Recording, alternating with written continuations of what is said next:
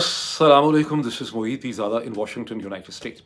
हिंदुस्तान, पाकिस्तान, बांग्लादेश, बड़े सगीर में और मशरक़ वस्ती में अब हम बहुत तेज़ी से 18 फरवरी 2026 और बुध की सुबह की तरफ हम बढ़े हैं।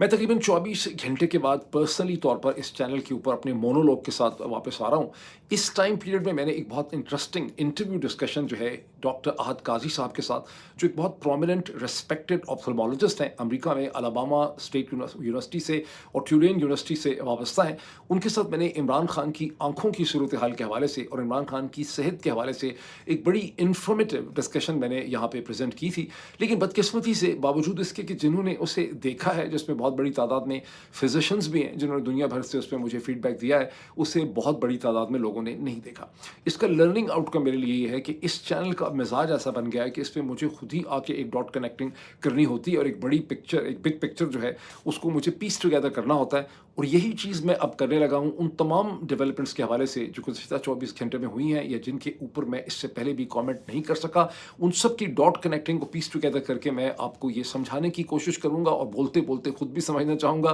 कि इस वक्त इमरान खान के हवाले से, पाकिस्तान तहरीक इंसाफ के हवाले से, पाकिस्तान की सियासत के हवाले से और शरीफ ज़रदारी आसिम रजीम स्ट्रोक जो जनरल आसिम का उनकी टीम है, वो इमरान खान की सेहत के हवाले से किस तरह से खेलना चाह रहे हैं और उनकी हिकमत अमली क्या है, उसके हवाले से पाकिस्तान के अंदर और दुनिया भर में जो कंसर्न्स पैदा हुए हैं, उन कंसर्न्स को कैसे सप्रेस करने और एड्रेस करने की कोशिश की जा रही है। अच्छा, अब इस हवाले से जो सबसे इंटरेस्टिंग कोशिश की गई है वो पाकिस्तान के सो कॉल्ड इंटीरियर मिनिस्टर जनाब मोहसिन नकवी साहब, जिनके बारे में बताया जाता है कि वो हर ताकतवर शख्स जो है पाकिस्तान की हिस्ट्री का गुज़श्ता 4-5-6 बरस का, उसके साथ उनका ज़ाती ताल्लुक़ है। कभी कहा जाते हैं वो नवाज शरीफ साहब के बहुत करीब हैं, कभी कहा जाता था कि वो आसिफ जरदारी साहब के मुँह बोले बेटे हैं, अब कहा जाता है कि वो ग़ालिबन एक निस्बती रिश्तेदार हैं जनरल आसिम मुनीर के। तो बड़े मिस्टीरियस किस्म का, छलावा किस्म का कैरेक्टर है जनाब मोहसिन नकवी साहब का। और मोहसिन नकवी साहब ने एक प्रेस कॉन्फ्रेंस की। इस प्रेस कॉन्फ्रेंस में उन्होंने तमाम पाकिस्तान तहरीक इंसाफ को, इमरान खान की बहनों को, तहरीक तहफ़्फ़ुज़ आईन पाकिस्तान को, सबको उन्होंने रगड़ा। इस प्रेस कॉन्फ्रेंस की खूबसूरती और खूबी ये है कि इससे हमें जनरल आसिम मुनीर का जो जहन है इमरान खान के हवाले से, उससे समझने में बहुत ज़्यादा मदद मिलती है। और इसके जवाब में चूँकि उन्होंने बाकी सबको रगड़ा, तो फिर इसके जवाब में पाकिस्तान तहरीक इंसाफ ने, इमरान खान की बहनों ने, तहरीक तहफ़्फ़ुज़ आईन पाकिस्तान ने अलग अलग से अपना बयानिया जो है वो मीडिया और दुनिया के सामने रखा। ये सारी डेवलपमेंट्स हमारे सामने है, लेकिन सबसे पहले हमें आगाज़ करना चाहिए मोहसिन नकवी साहब की पोजीशन से। मोहसिन नकवी साहब ने बैंक अपॉन किया उस मेडिकल रिपोर्ट में जिसके लिए चंद डॉक्टरों की, जिनका ताल्लुक Pakistan institute of medical sciences से था और शिफा आई ट्रस्ट हॉस्पिटल, ज़बरदस्ती बेचारे लाए गए होंगे पाकिस्तान में जो जबर के हालात हैं, उनसे एक मेडिकल रिपोर्ट इशू करवाई गई ग़ालिबन 15 तारीख की शाम में। और उस मेडिकल रिपोर्ट को फिर 16 तारीख को सुप्रीम कोर्ट ऑफ पाकिस्तान की जो बिल्डिंग है बड़ी महंगी सी, वहाँ पे मेजर याहिया आफरीदी साहब जो हैं उनके सामने ये रिपोर्ट रखी गई। उसको बाद इसको पब्लिक कर दिया गया और इस रिपोर्ट के हवाले से फिर 15 तारीख की शाम को महमूद खान अचकज़ई साहब और राजा नासिर अब्बास जो हैं उनको भी इन डॉक्टरों से उनकी जो है वो ब्रीफिंग करवाई गई। इस रिपोर्ट के ऊपर मोहसिन नकवी ने बैंक अपॉन किया। मोहसिन नकवी ने जिस चीज़ को बहुत ज़्यादा एक्सप्लॉइट किया,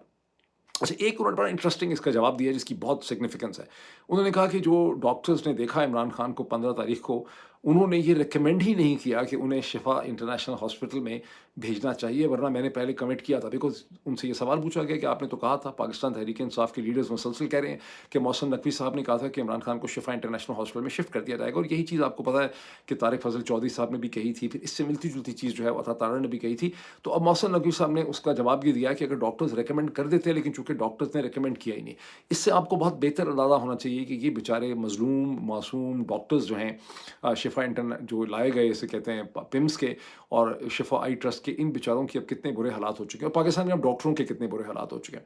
ये जो डॉक्टरों के इतने बुरे हालात हुए हैं पाकिस्तान में फिजिशियंस के,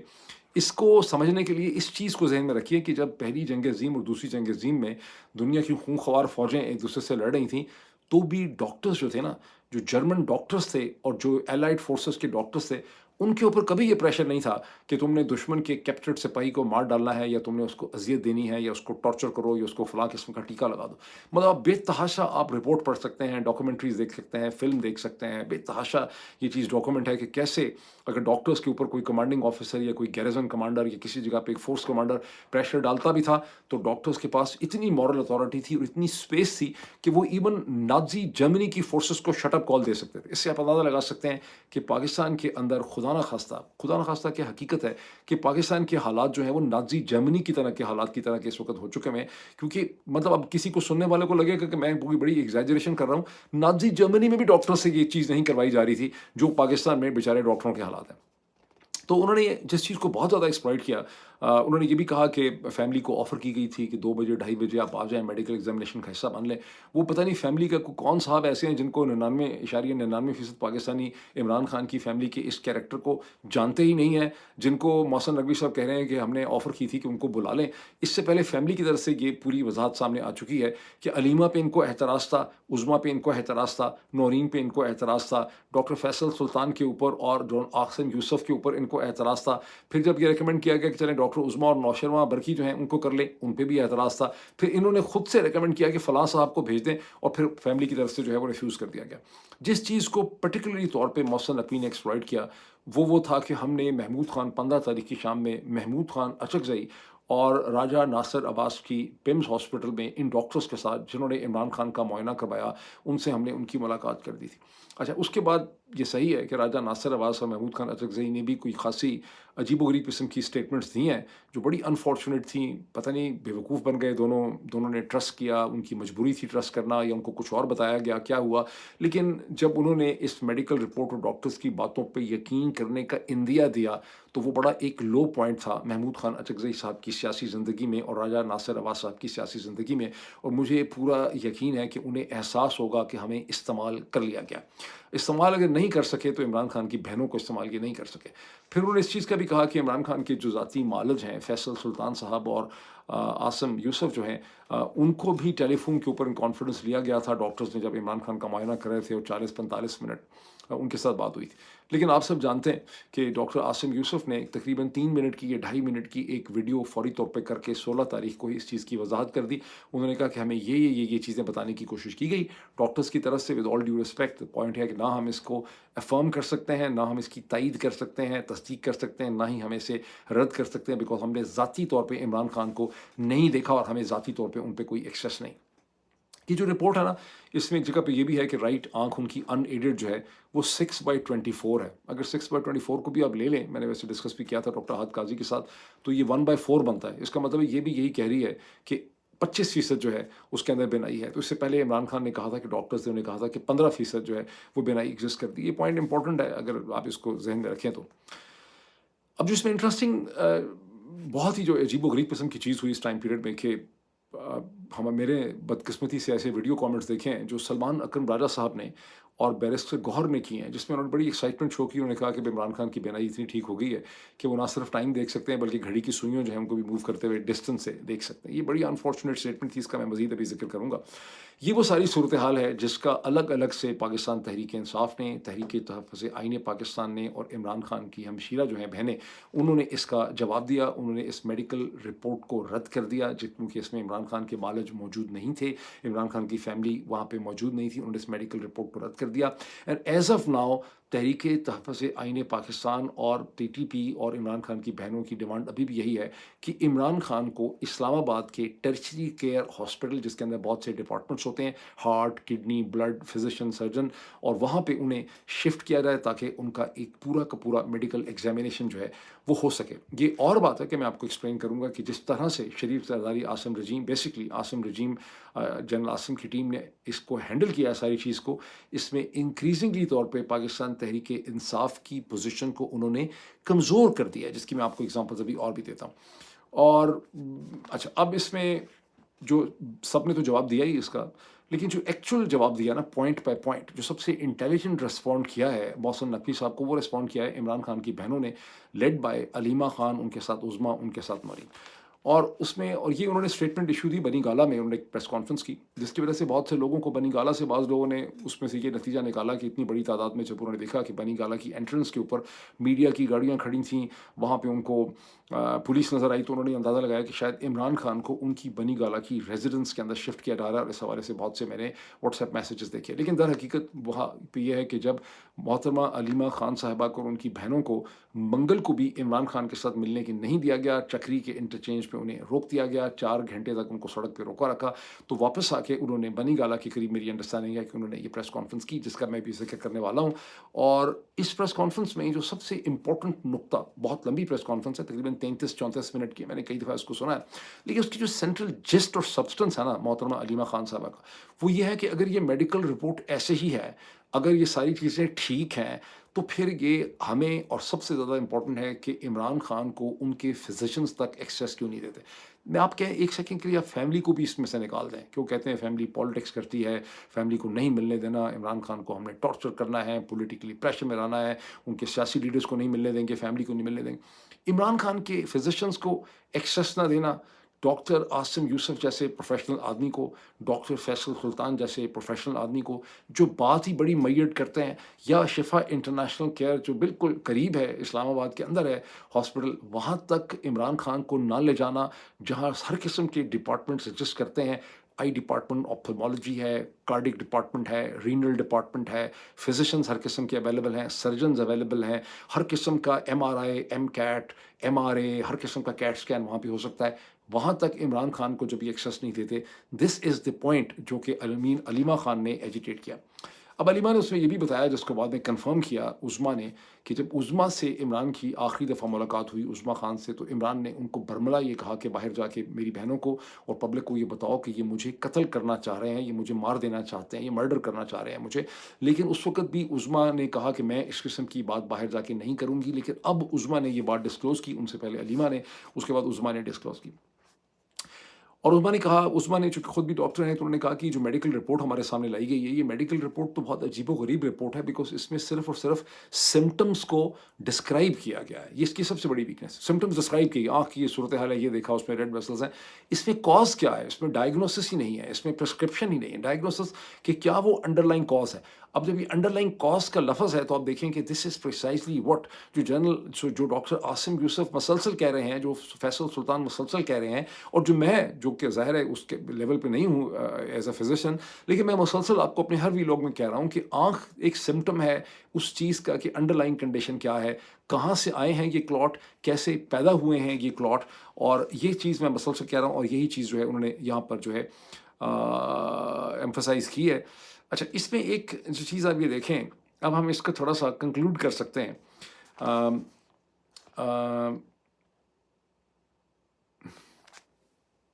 سوری فار دس، اس میں دو چیزوں کو ہم یہاں کنکلوڈ کر سکتے ہیں، میں اپنا ہی پوائنٹ نہیں پڑھ پا رہا تھا،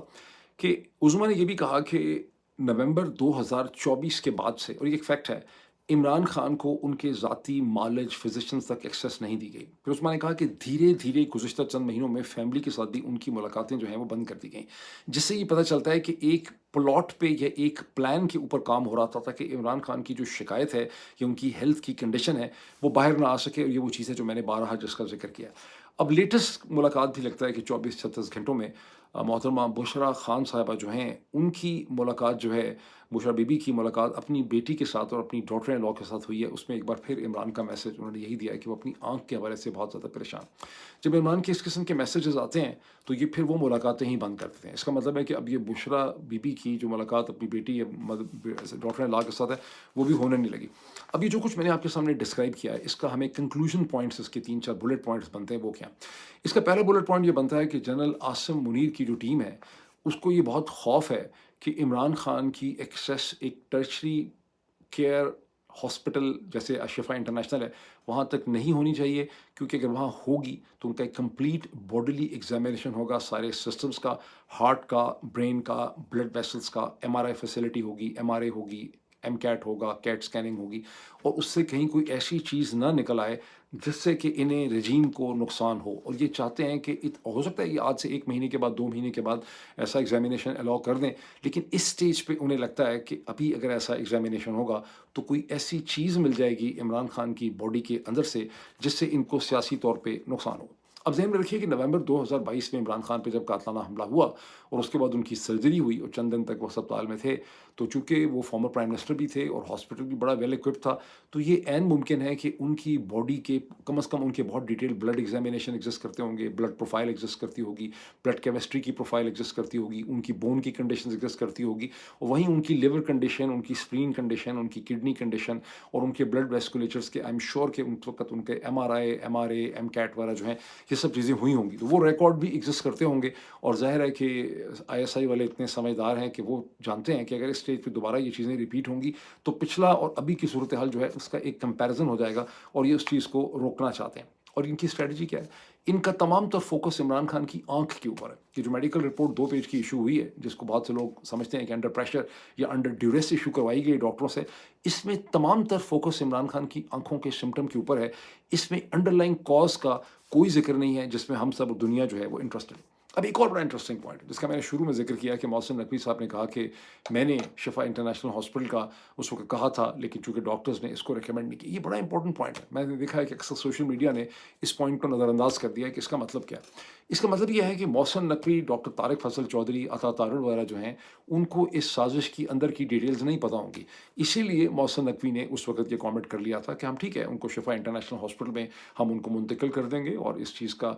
मोहतरमा अलीमा खान ने बताया है कि हमें मोहसिन नकवी ने उस वक्त प्रॉमिस किया था। मोहसिन नकवी ने जब ये प्रॉमिस किया होगा तो मोहसिन नकवी को ये नहीं पता होगा कि शिफा इंटरनेशनल हॉस्पिटल में शिफ्ट कर देने की क्या इम्प्लीकेशंस हो सकती हैं। ये जो पोजीशन अभी आप देख रहे हैं, जिसके लिए इन डॉक्टर्स को, जो बेचारे बहुत बदनसीब डॉक्टर्स हैं, एक शिफा आई ट्रस्ट के हैं और दूसरे जो हैं यहाँ के, अल्लाह करे कि उनके बच्चों में इतना एक शऊर हो कि वो उनको पूछ सकें कि अब्बा, कि किस घटिया काम के लिए आप दोनों इस्तेमाल हो गए, आपकी तो हम इतनी रिस्पेक्ट करते थे अब्बा जी, ये आप किस काम में जो है वो इस्तेमाल हो गए। यहाँ अमेरिका के अंदर ना जो स्कूलों के बच्चे हैं, उनको रेस के बारे में बड़ा कॉन्शियस किया जाता है। कभी मैं और मेरी बीवी या कोई और जो है ना गलती से भी कोई ब्लैक अफ्रीकन्स के बारे में कोई हल्की सी नेगेटिव बात भी कर दें, तो हमारे बच्चे हमें खाने को पड़ जाते हैं, बिकॉज स्कूल ने उनको ये शऊर दिया है कि आपने रेस के बारे में कोई कमेंट जो है कभी भी नेगेटिव नहीं करता। हम लोगों को आदत होती है पाकिस्तानी को, यार ये काले ऐसे हैं, फलां ऐसे हैं, तो बच्चे फौरी तौर पे, मुझे बहुत से लोगों ने बताया कि बच्चे फौरी तौर पे रोकते हैं। तो ये जो डॉक्टर्स थे जिनको इस्तेमाल किया गया टूल्स के तौर पे, कॉन्डम्स के तौर पे, ये जो शिफा आई हॉस्पिटल के डॉक्टर हैं, पिम्स के हैं, इनको इनके बच्चों को शर्म दिलानी चाहिए कि अब्बा आप किस घटिया काम के लिए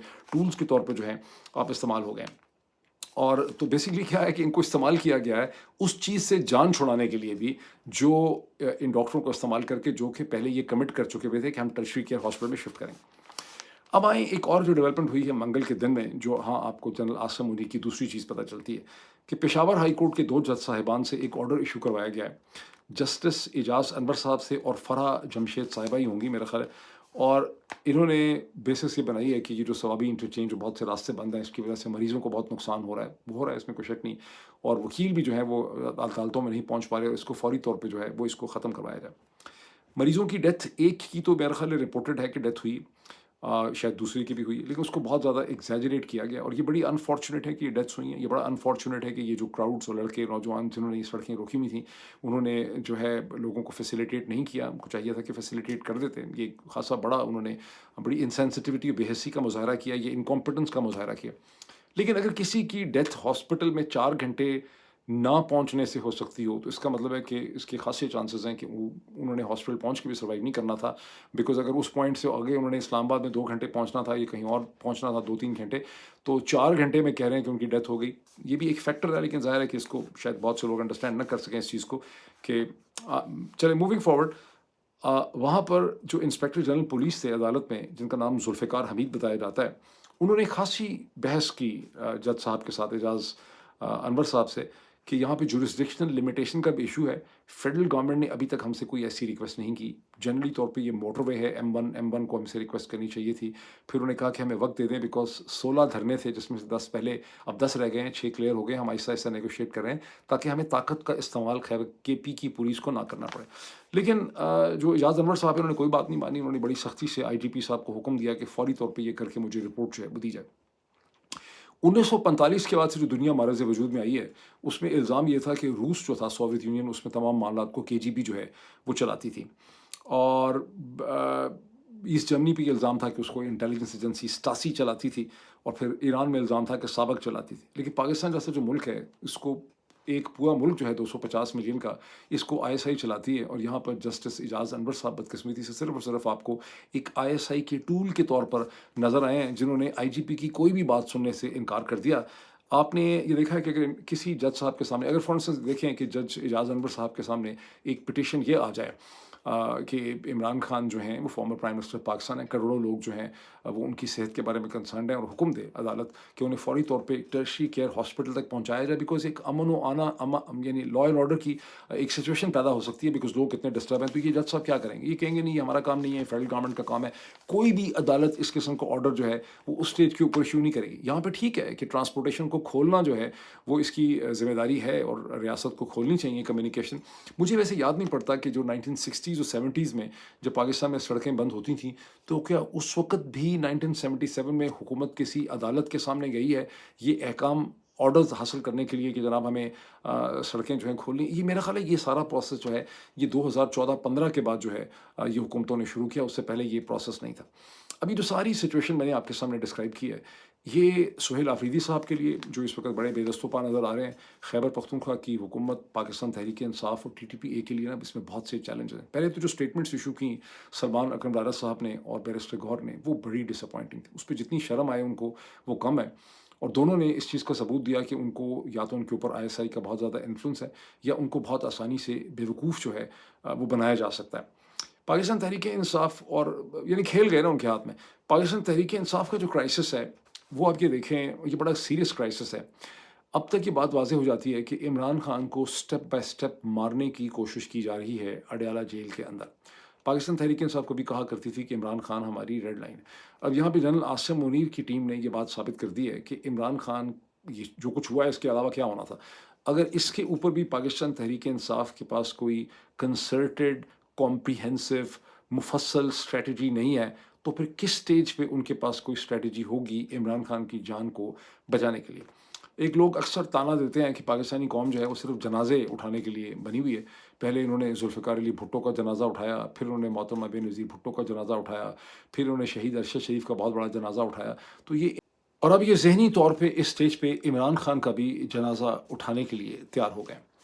میرا انالیسس یہ ہے کہ اگر اس سٹیج پہ پاکستان تحریک انصاف اپنے پاس ایک سیاسی حکمت عملی ایسی اسٹیبلش نہیں کر سکتی بٹوین پاکستان تحریک انصاف اور تحریک تحفظ آئین پاکستان، سہیل آفریدی صاحب، محمود خان اچکزئی، راجہ ناصر عباس، سلمان اکرم راجہ، کوئی ایسی اسٹریٹجی نہیں بنا سکتے جس کے نتیجے میں حکومت مجبور ہو جائے عمران خان کو ایک ٹرشری کیئر ہاسپٹل لے جا کر ان کے تمام میڈیکل ٹیسٹ کروانے کے لیے، پھر اس کے بعد کبھی بھی کسی بھی سٹیج پہ پاکستان تحریک انصاف کے کہیں پر بھی قدم جو ہیں وہ نہیں جم سکیں گے، اور نہ ہی عمران خان کے بارے میں کوئی بھی ریڈ لائن میٹر کرے گی، نہ ہی عمران خان کی زندگی کا کسی بھی قسم کا تحفظ جو ہے وہ مل سکے گا، بیکاز یہاں پر جنرل عاصم عوری کی ٹیم نے گزشتہ چند دن کے اس ایکسپیریمنٹ سے انہوں نے یہ بات سیکھ لی ہے کہ پاکستان تحریک انصاف کے پاس کسی بھی قسم کی کوئی حکمت عملی کیپیسٹی اب نہیں رہی ہے کہ وہ کوئی ریزسٹنس ماؤنٹ کر سکے اور ان سے کوئی بھی چیز جو ہے وہ حاصل کر سکے، بیکاز اس سے زیادہ بڑی چیز جو کچھ ہوا ہے گزشتہ چند دنوں میں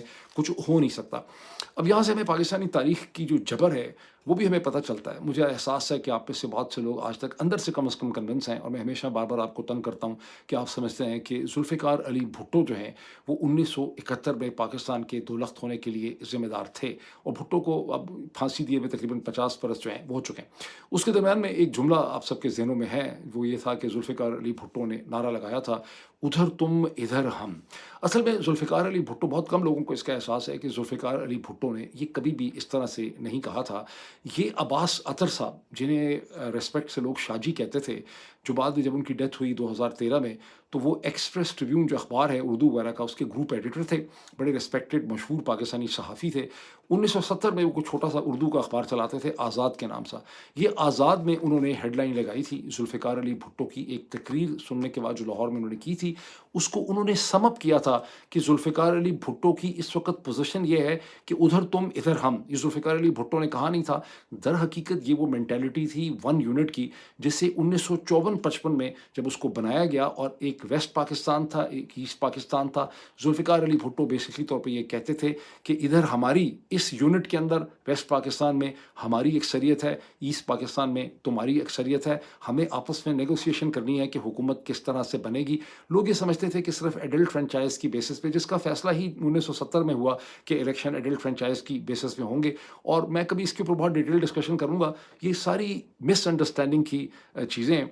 और आपने सुना होगा कि those who do not learn from the history are condemned to repeat it. जो अपनी तारीख से सबक नहीं सीखते, वो अपनी तारीख की गलतियों को दोबारा दोहराते हैं। तो सबक आप कैसे सीखेंगे? अगर सबक आपने उर्दू के अखबारात से ही चीज़ें सीख के लर्न की हुई हैं और असल चीज़ों को अंडरस्टैंड ही नहीं किया, तो ज़ाहिर है कि आपको कोई पता भी नहीं चल सकेगी चीज़। अभी एक बड़ी इंटरेस्टिंग चीज़ ऐसी है जिसका थोड़ा सा जिक्र मैं कर दूं कि पंजाब हुकूमत से बहुत पूछा जा रहा है कि ये एक वीआईपी गल्फ स्ट्रीम जेट जो है, बहुत नया 2019 का G7G500 सफ़ेद रंग का, जो पंजाब में फ्लाई कर रहा है वीआईपी मूवमेंट के लिए, और जिसके बारे में ये इल्ज़ाम लग रहा है कि ये मोहतरमा मरीम नवाज़ साहिबा के लिए किसी ने गिफ्ट किया है, जिसका रजिस्ट्रेशन नंबर N1445 है और जिसकी कीमत अंदाज़न $40 मिलियन बताई जाती है। ये पाकिस्तानी रुपए में तकरीबन 1000 करोड़ से ज़्यादा बनती है। ये क्या मामला है? तो पंजाब हुकूमत इसके ऊपर कोई कमेंट नहीं कर रही और सोशल मीडिया पे ये क्लेम किया जा रहा है कि एक बहुत ताकतवर शख्सियत जो हैं, उन्होंने ये मोहतरमा मरियम नवाज़ साहिबा को गिफ्ट किया है उनकी उनकी प्रिविलेज ट्रैवलिंग के लिए। किसने इसके पैसे दिए हैं, कब दिए हैं, इसके बारे में कोई क्लैरिटी नहीं। क्विक कमेंट मैं कर दूं ईरान के हवाले से कि जो मुज़ाकरात ट्यूसडे को जनेवा में हुए, उसे दोनों साइड्स कहती हैं कि बड़े पॉजिटिव थे, खैर मकदम किया है। ईरान के फॉरेन मिनिस्टर अब्बास अरगची ने ये कहा है कि एक फ्रेमवर्क डिसाइड हो गया है जिस फ्रेमवर्क से हम चलेंगे। उन्होंने कहा हम फाइनल रिजल्ट पे नहीं पहुंचे, लेकिन एक फ्रेमवर्क हमारा जो है वो बन गया है। यूएस की साइड से कहा गया कि हाँ पॉजिटिव है और 2 हफ्तों के अंदर हम एक्सपेक्ट कर रहे हैं कि ईरान की हुकूमत हमारे सामने एक स्ट्रक्चर्ड किस्म का प्रपोजल रखेगी। अच्छा, अब ईरान ईरान ने किया क्या है, उन्होंने इस टॉक्स में स्वीटनर डाल दिया है। स्वीटनर उन्होंने डाला है कि उन्होंने अमेरिका को ऑयल, गैस और मिनरल्स की जो उन्होंने एक्सप्लोरेशन के राइट्स और उसकी उन्होंने उनको ऑफ़र कर दिया कि आप अमेरिका कंपनियां जो हैं यहाँ पे आके इन्वेस्ट कर सकती हैं, एक्सप्लोर कर सकती हैं, जिसकी वजह से तेल अवीव में इसराइल की बेबे मर गई है। बिकॉज उनकी पूरी स्ट्रेटजी ये है कि ईरान का रजीम चेंज हो, बल्कि अब तो वहाँ पर इस हद तक काम हो रहा है कि ईरान को किसी तरह से फ्रेगमेंट किया जाए, हिस्से बखरे हों। ये जो सारी स्ट्रेटजी है इसराइल की, इसको नाकाम बनाने में सऊदी अरब और तुर्की का बहुत रोल है। अगर सऊदी अरब और तुर्की समझ जाएं कि अगर ईरान फ्रेगमेंट होता है तो दोनों के लिए बहुत बड़े मसाइल खड़े हो जाएंगे। सऊदी अरब के लिए, कतर के लिए, बहरीन के लिए। तुर्की की पावर चेक हो जाएगी, सऊदी अरब जो है उसके लिए बहुत बड़ा क्राइसिस खड़ा हो जाएगा, एक ग्रेटर इजराइल मारज़ वजूद में आ जाएगा। पाकिस्तान में बहुत से लोग समझते हैं कि ईरान की अगर पिटाई हो जाएगी तो हमारा बड़ा फ़ायदा होगा। असल में वो गलत समझ रहे हैं। अगर ईरान बहुत वीक होता है और फ्रेगमेंट होता है और ईरान के अंदर से टुकड़ा ही निकल आता है एक ईरानियन बलूचिस्तान का, या इतना वीक हो जाता है कि वो ईरानियन बलूचिस्तान सीस्तान पे कंट्रोल एक्सरसाइज नहीं कर सकता, तो फिर पाकिस्तान के लिए आप समझ सकते हैं कि नए किस्म के चैलेंजेस भी खड़े हो जाएंगे। अभी इतना ही, फिर आपसे मुलाकात होती है। Thank you.